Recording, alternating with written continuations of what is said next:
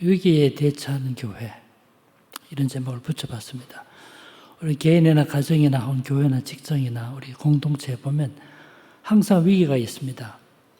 우리 시대만 있는 것 같지만 뒤돌아보면 항상 위기가 있었는데, 오늘은 초대교회에 있었던 그 위기를 말씀드리고, 그 당시 초대교회 성도들이 그 위기를 어떻게 극복했던가 하는 점에 대해서 말씀을 드리고자 합니다. 초대교회라고 말할 때 이 말은 예루살렘에 교회가 설립되고 나서 보통 590년까지를 말하는데, 특히 기독교가 로마 제국에서 공인을 받게 되는 313년 이전의 교회를 보통 초기 교회라 말해요. 이때 있었던 첫 번째 위기가 기독교에 대한 박해였습니다. 아시다시피 예루살렘에 교회가 설립되고 나서 제일 먼저 유대교의 박해를 받습니다. 사도행전 4장에 보면 최초의 박해 사건이 기록되는데 베드로, 요한이 옥에 갇힙니다. 이때를 시작으로 해서 계속해서 박해를 받아왔습니다. 사도행전 12장에 가보면 그 당시 있었던 두 번째 커다란 박해에 대해서 언급되어 있고, 역사적으로 말할 때 로마 제국이 전체적으로 기독교를 박해하기 시작한 것은 AD 64년입니다. 그러니까 예루살렘에 교회가 설립되고 나서 30년 지나고서부터 기독교를 박해하기 시작한 거죠. AD 64년 정확한 6월 18일 날인데 로마에 화재가 발생했어요. 이 화재가 발생해서 일주일 동안 불이 탔습니다. 그 당시 로마시가 14개 구역으로 나눠져 있었는데 3개 구역에서 완전히 불타버렸고 7개 지역은 부분적으로 불이 탔고, 그러니까 따져보면 거의 절반 가까이 로마시가 완전히 불타버린 거죠. 그때 네로 황제는 휴양하고 있었어요. 화재 소식을 듣고 로마로 돌아오게 되는데, 와서 보니까 자기가 엄청난 비난이 쏟아졌습니다. 실제로 불을 찌른 사람이 네로 당신이 아니냐, 여러 가지 비난을 받게 되니까 그때 네로가 자기에게 쏟아진 비난을 누군가 희생양을 만들어서 덮어 씌우게 됩니다. 그때 선택했던 종파가 기독교였어요. 정치 지도자는 항상 어려운 일이 당하면 어떤 누구에게 희생양으로 삼습니다. 그런데 기독교에게 화재 방해 책임이 있다라고 그렇게 기독교의 책임을 전가합니다. 경찰청을 통해서 가만히 조사해 보니까 기독교 신자들이 집단적으로 모여 사는 지역에는 화재 피해가 경미하다는 사실에 근거해서 기독교를 탄압하기 시작한 겁니다. 그래서 313년까지 300년 동안 박해를 받았어요. 서방에는 313년이지만 동방까지 합치면 323년까지. 정말 이 당시 기독교의 큰 위기였습니다. 사실 교회가 생겨나자마자 유대교로부터 오는 비난 정말 위기였어요. 이 위기를 기독교회가 어떻게 극복했을까요? 몇 가지 소개를 하고자 합니다. 첫 번째가 교회가 큰 박해에 직면했을 때 첫 번째 했던 일이 기도였습니다. 자, 이렇게 말하면 그거야 당연한 것 아니겠습니까? 하시겠습니다. 그래도 당연한 것이지만 지금도 우리에게 당연한 일이에요. 처음으로 박해가 기록된 사도행전 4장 조금 가다 보면 4장 23절에 보면 박해에 대해서 다 기록한 다음에 그들이 듣고 한 마음으로 하나님께 소리를 높여 이르되, 그 다음 기도문이 쭉 나옵니다. 30절까지. 한마디로 말하면 그들은 한 마음으로 똑같이 기도했던 거죠. 사도행전 12장에 가면 야고보는 죽임을 당하고 베드로는 옥에 갇혔습니다. 아시다시피 야고보와 베드로는 교회 기둥과 같은 두 사람이에요. 교회 지도자를 이제 잃어버린 거죠. 얼마나 큰 위기 아니겠어요. 이때 성도들이 기도했습니다. 사도행전 12장 5절입니다. 아주 짧게 나옵니다. 이에 베드로는 옥에 갇혔고 교회는 그를 위하여 간절히 하나님께 빌더라. 짧은 이 말씀 속에 함축적인 의미가 있습니다. 베드로는 옥에 갇혔고 그 다음에 교회는 하는 말은 교회는, 이거는 개인적인 개별적인 기도도 있었지만 교회가 공동으로 기도했다는 뜻입니다. 그래서 교회는 이 말 썼습니다.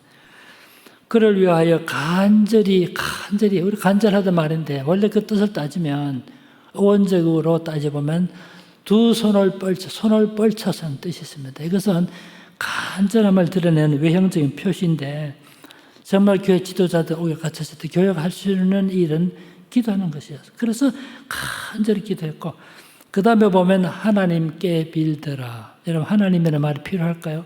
그 다음 빌더라 할 수 있습니다. 근데 왜 하나님께 빌더라 그렇게 했을까요? 우리가 늘 경험하지만 기도할 때 하나님께 기도한다고 하지만 실상으로는 사람을 의식하는 기도가 얼마나 많아요. 사람 들으라고 하는 기도 얼마나 많습니까? 때로 사람을 즐겁게 하는 기도가. 그런데 여기서 특히 하나님께 빌더라라고 한 것은 정말 하나님을 향한 간절한 기도였음을, 진짜 우리 기도의 대상이 하나님이라는 확신을 가지고 기도했음을 보여주고 있는 거예요. 초대교회 성도들이 기도의 힘을 가지고 환난을 극복하고 고난의 세월을 이겨갈 수 있었던 것입니다. 두 번째가 뭐냐 하면 이제는 가정 중심의 교회였어요. 공적으로 모일 수도 없었고 예배할 수도, 예배도 방해받았고 예배에 대해서 이렇게 저렇게 할 자격이 없습니다. 실제로는. 그런데도 불구하고 기독교를 불법의 종교라 그래서 집회 장소도 허락하지 않고 건물도 소유하지 못했고, 그러니까 성도들이 어디서 모였습니까? 예배를 폐하지 않고 단지 가정에서 모여서 예배를 드렸어요. 이게 가정교회입니다. 사도 바울이 빌레몬서에 쓴 편지 보면 빌레몬에게 편지 쓰면서 내 집에 있는 교회에도 문안하느니라. 내 집에 있는 교회, church in your house. 가정교회였습니다.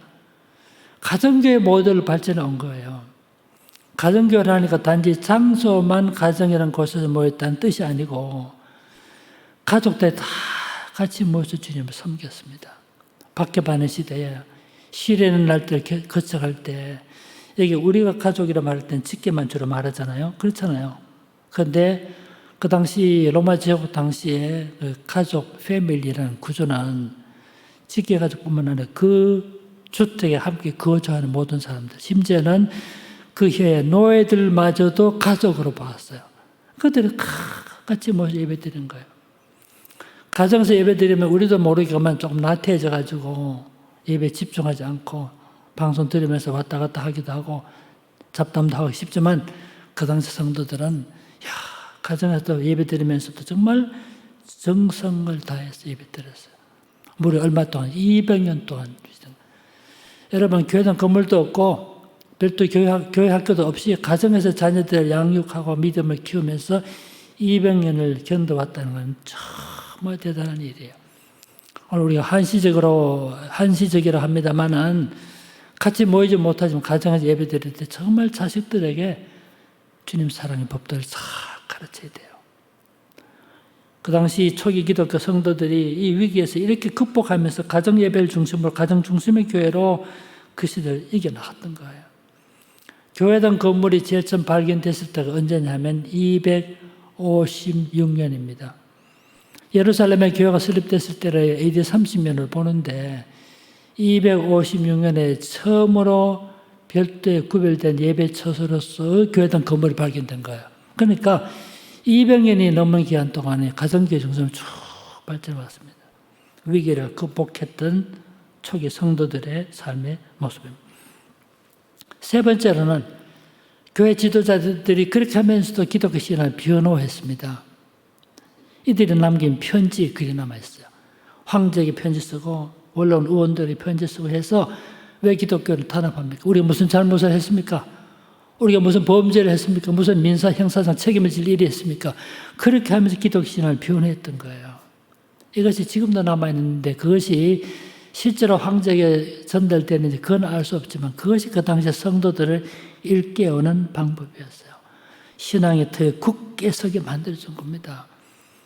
베드로전서 3장 15절에 보면 그리스도를 주로 삼아 거룩하게 하고 너희 속에 있는 소망에 관한 이유를 묻는 자들에게 대답할 것을 항상 예비하되 온유와 두려움으로 하고 선한 양심을 가지라. 그 말씀 있잖아요.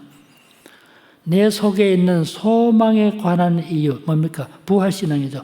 부활신앙에 관해서 묻는 자들에게 대답할 것을 항상 예비하되, 우리 성경에 대답으로 번역됐지만 변증할 것을 예비하되, 대답할 정도가 아니고 그걸 충분히 변증, 디펜스 할 수 있도록 그렇게 신앙의 견고한 토대를 마련하게 만들어준 거예요.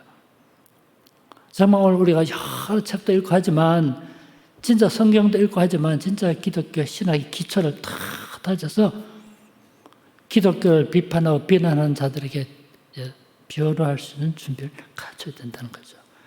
그렇게 함으로써 200년의 세월을 이어온 겁니다.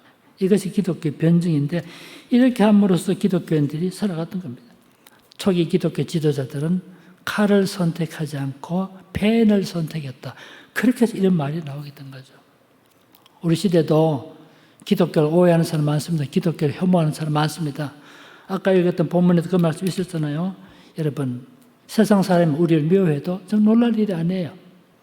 기독교 축은 가치가 다르니까 오해하기도 하고 곡해하기도 하는 거예요. 그럴 때일수록 우리 신앙을 잘 변화할 수 있도록 그렇게 준비를 갖춰야 된다는 거예요. 초기 신자들이 그런 식으로 해서 그 시대 어려운 일을 극복해 갔던 것입니다.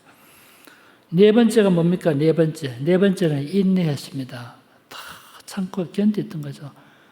어려운 일이 있다 해서 금방 낙마하고 그만 옛길로 돌아가지 않고 꿋꿋이 참고 지냈습니다. 인내라는 말이 그 당시 라틴어 쓰던 사인 라틴 말로 파치엔티아를 합니다. 파치엔티아로 발음할 수 있어요. 인내라는 뜻입니다. 여기서 발전된 영어가 patience, 인내라는 말이 나왔잖아요. 그런데 영어의 patience라는 말이 라틴 말의 파치엔티아라는 말의 의미를 다 담지 못해요. 그 당시 인내라는 말은 보통 인내는 정말 끊임없이 참고 기다리는 이거를 야고보서 5장 12절에 잘 번역했더라고요. 길이 참으라. 길이 참으라. 어려운 일이 당하고 힘들어도 참고 인내하면서 믿음 생활을 해야지. 좀 어렵다고 포기하고 약간 박해하기 있다고 포기하고 그래서는 안 된다는 거죠. 이 점을 초기 기독교가 보여주는 중요한 가르침. 우리에게도 유사한 어려움이 있을지라도 변함없이 주님을 섬기는 기도하고 신앙을 변호하고 인내하시면서 이 신앙 지켜가는 우리 성도들 되시길 바랍니다. 두 번째 위기가 뭡니까? 그것은 첫 번째 위기는 교회 밖에서 오는 위기였는데 두 번째 위기는 교회 내부에서 일어난 거예요. 그것이 바로 이단의 출현입니다. 때로는 외부적인 박해보다 우리 내부에서 일어나는 내부의 싸움이나 이 이단이 더 큰 시련을 줄 수가 있어요. 서로마족이 478년에 폐망했잖아요. 외부적인 침입에 의해서 폐망한 것이 아니라 사실은 내부적인 결속력이 무너지고 도덕적인 타락을 가져온 이것이 결국은 로마 제국의 폐망을 가져오지 않았어요. 초대교회 당시에 네 가지 중요한 이단들이 있었어요. 어떤 이단은 성경 일부를 부인했고 어떤 이단은 성육신을 부인했고 성육신을 부인하다 보니까 예수님의 십자가도 부인하고 부활도 부인하고 어떤 이단은 반유대주의적 성격이 있어가지고 성경 일부를 폐지하고 구약의 하나님과 신약의 하나님 다르다 이렇게 말하고 또 어떤 이단은 이렇게 했습니다. 예수님의 재림의 날짜를 정해가지고 시한부 종말론을 말하게 되었어요. 이런 이단들이 교회에 큰 파괴력을 가지고 교회를 위협했습니다. 그래서 그 당시 교회가 큰 위기에 직면했습니다. 교회 역사만큼이나 이단의 역사가 깁니다. 그런데 교회가 생겨나면서부터 이단이 생겨난 거죠. 이런 이단이 발호했을 때 교회가 어떻게 했습니까? 제일 첫 번째로는 사도 바울이 이미 바울 서신에 보면 잘 기록되는데 다 명백하게 딱 선을 그어줬습니다. 이단에 대해서 경고하고 교훈했습니다. 이단에 대해서 어떻게 해야 될 것인지 여러 가지 말씀이 있습니다만 대표적인 한 말씀이 디모데후서 2장 15절에 보면 진리의 말씀을 옳게 분별해라. 진리의 말씀을 옳게 분별해라. 이 말은 한마디로 말해서 이단과 정통을 구별할 줄 알아야 된다는 거죠. 옳게 분별하라 할 때 분별이라는 단어는 신학성에 딱 한 번밖에 안 나온 단어예요. 이걸 좀 고상한 말로 하팍스라 그럽니다만 한 번밖에 안 나온 단어예요. 그 뜻이 뭐냐면 똑바로 자른다는 뜻이 있어요. 이단에 대해서는 아주 명확히 딱 선을 그어주는 거죠. 그렇게 하면서 바울이 성도들에게 이단들에 대해서 어떻게 대처할 것을 가르쳤는데 첫 번째가 이렇게 교회적인 경고와 교훈을 통해서 정통신앙에 굳게 설 것을 가르쳤어요. 두 번째로는 교회 지도자들이 이단들의 잘못된 가르침에 대항하면서 바른 신앙, 바른 교리를 해설해 줬습니다. 그렇게 해서 이들이 글을 써서 그게 모든 이단들에 대항함, 이단들에 대하여 심지어 구체적으로 말시온 이단에 대항하여 문서를 많이 남겼습니다. 왜 남겼습니까? 그 당시 성도들 일깨워주기 위해서만 남긴 거죠. 2000년의 세월이 지나고 보니까 이 당시 이런 이단이 있었구나. 교회가 그 어려운 가운데서 이단을 맡겨서 이렇게 노력했구나 알 수 있는 자료가 된 거죠. 그렇게 이단들에 대항해서 바른 기독교 신앙을 설명하다 보니까 이것이 뭐가 됐을까요? 이게 다음 시대 교리의 발전을 가져오게 된 겁니다. 세 번째로는 교회를 정비했습니다. 이단들이 교회 출입을 하고 교회 와서 문제를 일으키면 안 되겠다. 그래서 우리 정통교회가 믿는 신앙 고백을 만들었어요. 그게 사도신경이에요. 사도신경 제일 처음에 뭡니까? 전능하사 천지를 만드신 하나님 아버지를 내가 믿사오며. 왜 그 말 들어갔을까요? 영지주의라는 이단이 하나님의 천지 창조 부인했어요. 큰 영향을 끼치고 있었어요. 그래서 그들에 대항하기 위해서 천지는 원래 어떤 아르케라 그럽니다만 원래 어떤 원천으로부터 흘러나왔다는 유출설을 말하는 영지주의에 대항해서 하나님이 창조했다는 것을 분명하게 드러내기 위해서 전능하사 천지를 만드신 하나님 아버지를 내가 믿사오며 그렇게 고백하게 된 거예요. 신앙 고백서를 만들고 두 번째는 어떻게 했습니까? 정경관이 이단이 생겨나가지고 구약을 폐기하고 신약도 일부 폐기한 이런 이단들에 대항해서 정경관을 확실히 세워줬습니다. 그래서 우리가 믿는 구약 39권, 신약 27권, 다 66권 이것이 정경이다. 다 확정을 지준 거예요. 세 번째로는 교회 분란을 일으키고 분포운동을 전개하니까 이들에 대항해서 바른 신앙을 전수하기 위해서 그 당시 감독인 지금 목사에 해당합니다. 담임 목사에 해당하는 목사에게 다 권위를 주고 목사 감독의 권위를 심어줬어요. 그렇게 해서 교회가 하나의 리더십을 가지고 다 정비해서 흔들리지 않는 신앙 공동체로 발전하게 만들었던 겁니다. 교회가 직면했던 세 번째 위기가 뭔가? 그게 바로 지금 말하는 팬데믹이라는 세계적인 그런 그 질병이 생겨나게 된 겁니다. 아시다시피 이게 보통 일이 아닙니다. 이거는 그런 질병은 최근에만 일어난 일이 아니고요. 초대교회 때 있었고 중세 때도 있었고 근자에 도 있었고요. 그런데 초대교회 당시에 안 그래도 교회가 이단에 출연했죠. 기독교 박해받고 그런 상태인데 세 번째 위기가 있었어요. 그게 뭐냐면 큰 역병이 전염병이 창궐 했던 것입니다. 크게 두 번 있었는데 첫 번째가 165년부터 180년까지 15년 동안입니다. 그때 로마 제국 전 지역에서 이 전염병이 번졌는데 지금은 의학이 발전했기 때문에 그때 잘 몰랐기 때문에 몰랐는데 아마도 그게 아마 이 천년도가 아니었을까 그렇게 생각해요. 안토니우스 역병이라고 그럽니다. 15년 동안 로마 제국 인구 얼마나 죽었을까요? 많이 죽었죠. 그래서 많이라면 이상하죠. 3분의 1이 죽어서 로마 제국 인구가 3분의 1이. 말이 3분의 1이니까 얼마나 사회에 큰 변화를 가져왔겠죠. 노동력이 감소하게 되죠. 노동력이 감소하면 어떻게 돼요? 인건비가 올라갈 수밖에 없죠. 그래도 생산량은 감소하게 됩니다. 사회적인 혼란이 정말 컸습니다. 두 번째 역병이 249년부터 262년까지 13년 동안 퍼져나갔어요. 이때가 기독교 박해가 심해질 때였어요. 이 두 번째 역병을 키프레누스 역병이라고 그러는데 아마도 이때 천년도 아니면 홍역이 아니었을까 그렇게 보통 보고 있습니다. 참 심했는데 통계를 찾아보았더니 로마시에서 하루에 5,000명이 죽었다 그래요. 심각한 일이죠. 이렇게 전염병이 퍼져나가니까 지금 코로나보다 더 심했을 거죠. 어떻게 했을까요? 그 당시 이교도들, 예수 믿지 않은 불신자들 어떻게 했을까요? 첫째로는 원인을 알지 못했어요. 그 당시 종교는 문제 원인을 밝혀줘야 되는데 밝힐 수 없었어. 원인을 알지 못해. 원인을 모르니까 불안할 수밖에 없었던 거죠.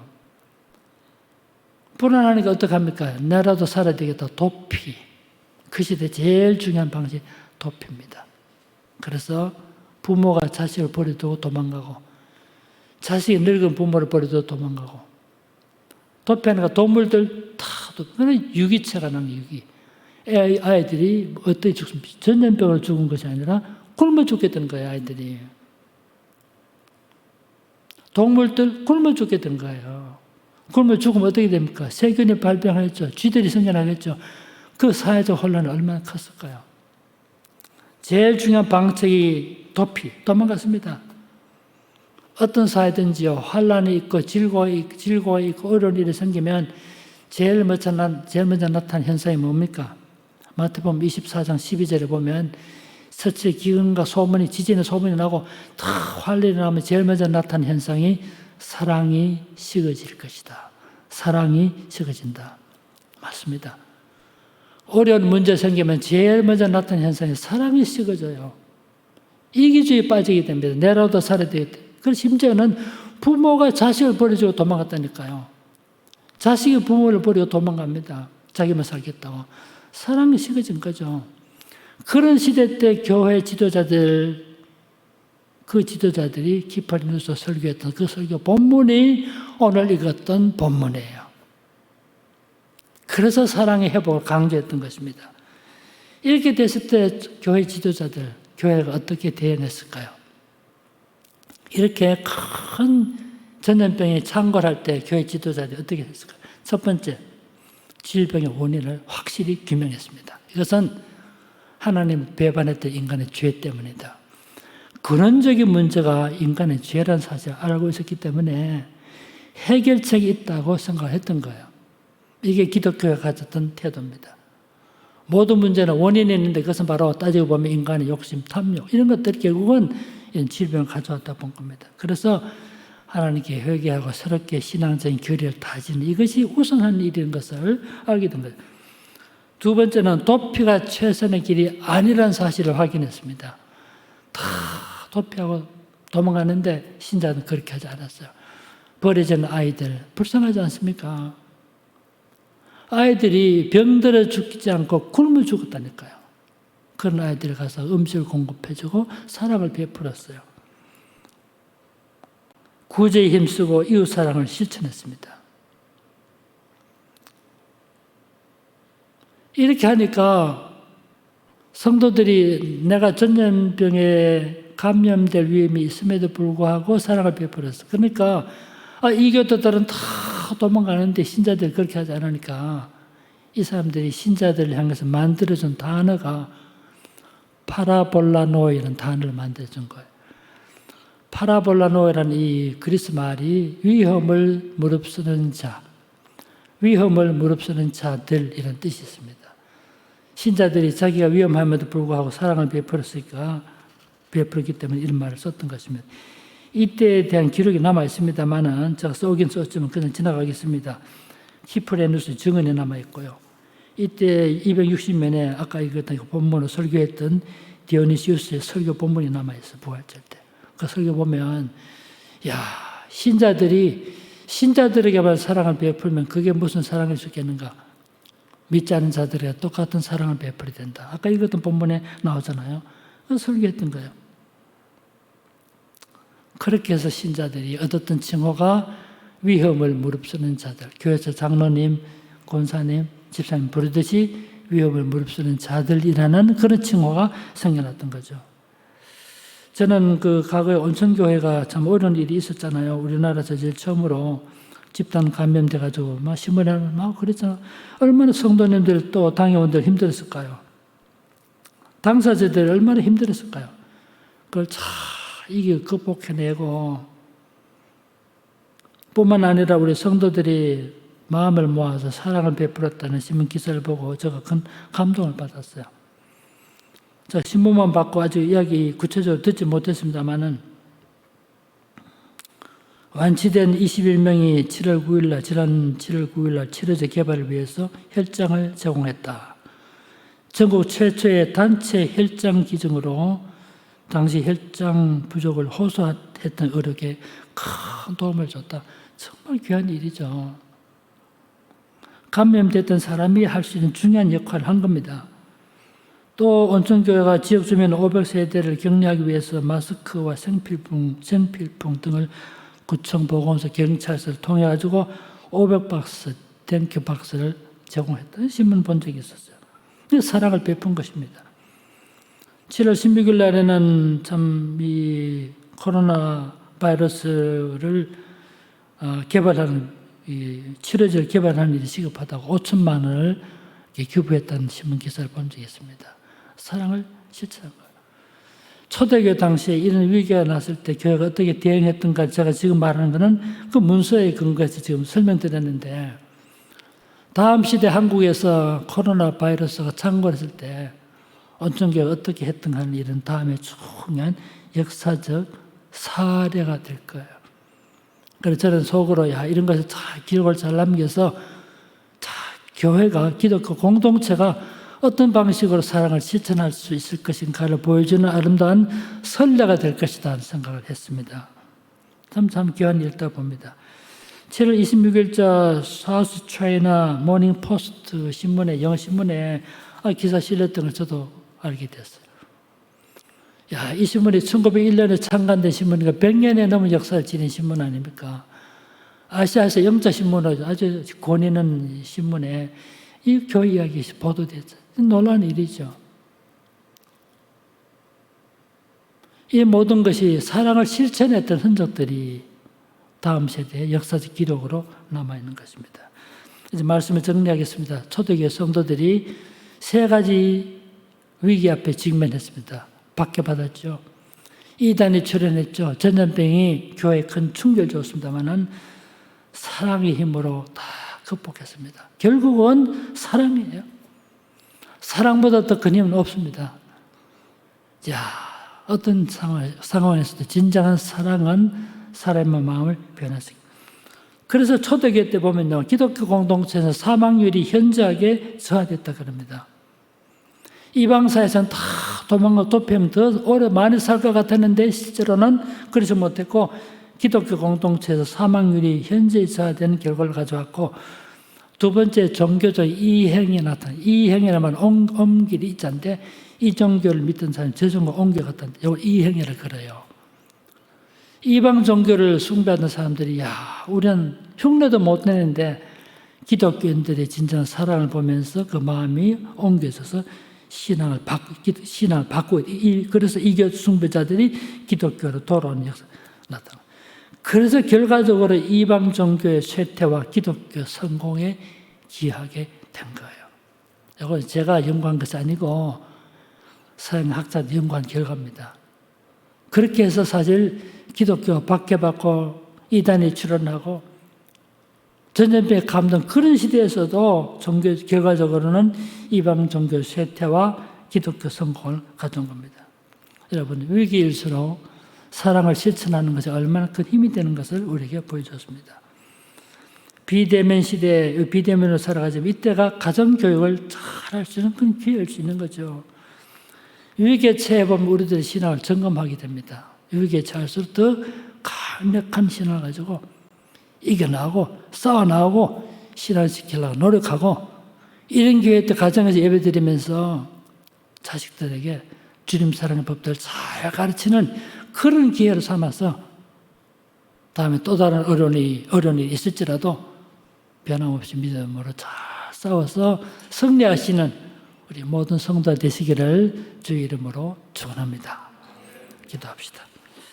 사랑과 은혜가 충만하신 아버지 하나님, 초대교회 성도들이 세 가지 큰 위기 앞에서도 변함없이 주님을 의지하고 주님의 자비하심을 구하고 믿음 안에 굳게 서서 자식들을 주의 교양과 훈계로 양육했듯이 우리 또한 그런 일로 일을 잘 감당케 하시되, 무엇보다도 주님 사랑하는 그 사랑으로 사랑을 실천하는 우리 성도들 다 되게 해 주시옵소서. 예수님의 이름으로 기도하옵나이다. 아멘.